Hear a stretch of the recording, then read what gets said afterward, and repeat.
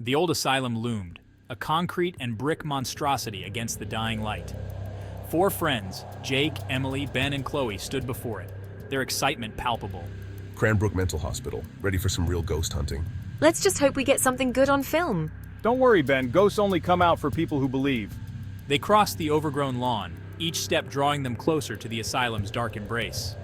The iron gates groaned open, a rusty, tortured sound. The air inside was instantly colder, heavy with the weight of past suffering. A shiver ran down Ben's spine. The group moved deeper into the asylum's heart. The stench of decay hung heavy in the air, a sickly, sweet aroma that made their stomachs churn. Dust motes danced in the slivers of light that pierced the boarded-up windows.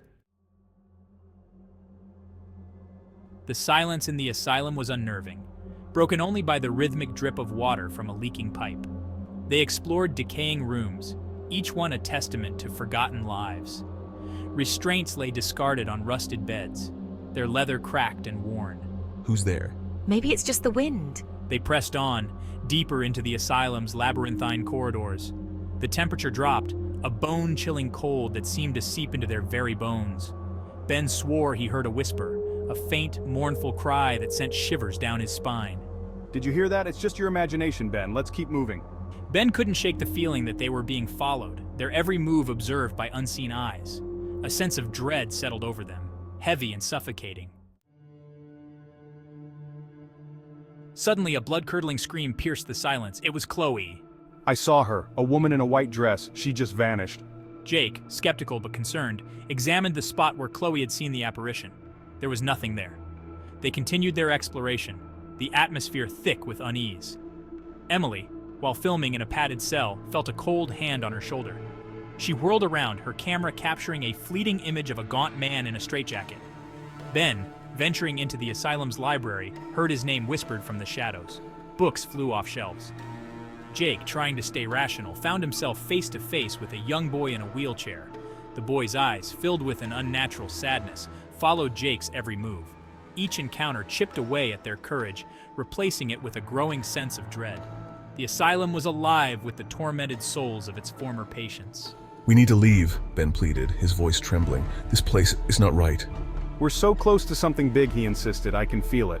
As they ventured deeper into the asylum's bowels, they became separated. Fear, like a virus, began to infect their group. They argued, their voices echoing through the empty halls. Chloe, lost and alone, stumbled through a ward littered with discarded medical equipment.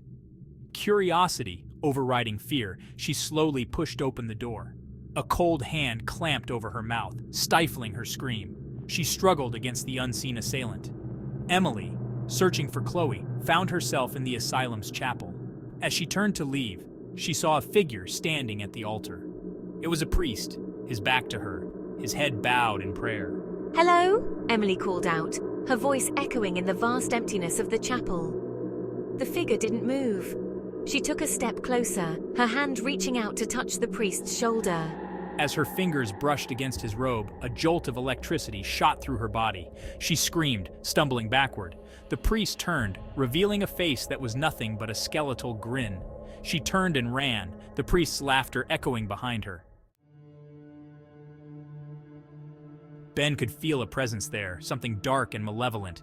He turned to leave, but the door slammed shut, plunging him into darkness. He fumbled for his flashlight, his heart pounding in his chest. As the beam flickered to life, it illuminated a figure standing over him. It was a doctor, his surgical gown stained with what looked like blood. A scalpel glinted in his hand. Don't worry, the doctor said, his voice a raspy whisper. We'll take good care of you here. Ben backed away, fear gripping him like a vice. Cranbrook wasn't just haunted, it was hungry, and it had lured them there for a reason. He raced through the asylum, desperate to find his friends. There he found Emily and Ben, surrounded by shadowy figures. The chanting grew louder, a chorus of voices from beyond the grave. Welcome, the asylum boomed. We've been expecting you.